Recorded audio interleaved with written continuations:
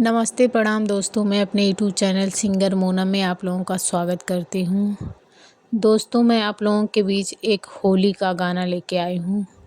गाना को पूरा सुनना और कमेंट करके बताना गाना कैसा लगा।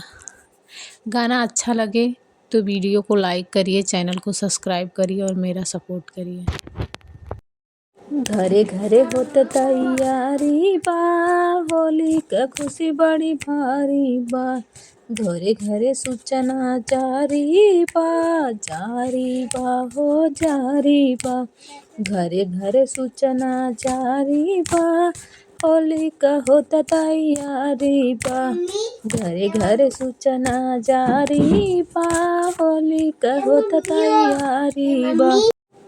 आवाए कल्लू चलाए पप्पू, आवाए कल्लू चलाए पप्पू। माई बाऊ के अबीर लगावल जाए, मन से आशीष लेवल जाए।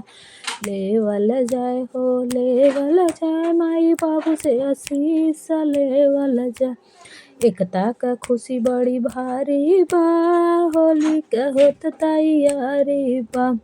घरे घरे सूचना जारी बा, होली का होत तैयारी बा। तैयारी बा हो तैयारी बा हो तैयारी बा। होली का सूचना जारी बा, घरे घरे होत तैयारी बा। होली का खुशी बड़ी भारी बा, घरे घरे होत तैयारी बा।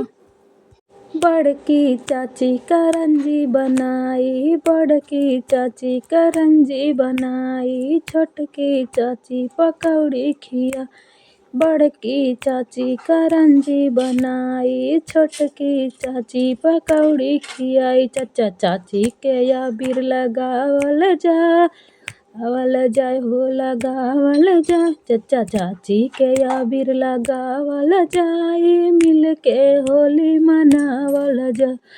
होली के खुशी बड़ी भारी बा, घरे घरे होत तैयारी बा। तैयारी बा हो तैयारी बा, घरे घरे होत तैयारी बा।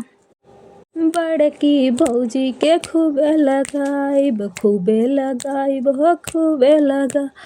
छोटकी भौजी के घोरी नहवाइब, घोरी नहवाइब हो घोरी नहवाइब।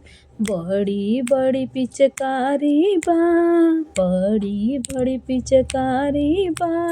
होली का होत तैयारी बा, घरे घरे सूचना ही जारी बा। होली का खुशी बड़ी भारी बा, घरे घरे होत तैयारी बा। होली का खुशी बड़ी भारी बा। रंग अबीर लियावल जाई, सब जने होली मनावल जाई। घरे घरे होत तैयारी बा, होली का सूचना जारी बा।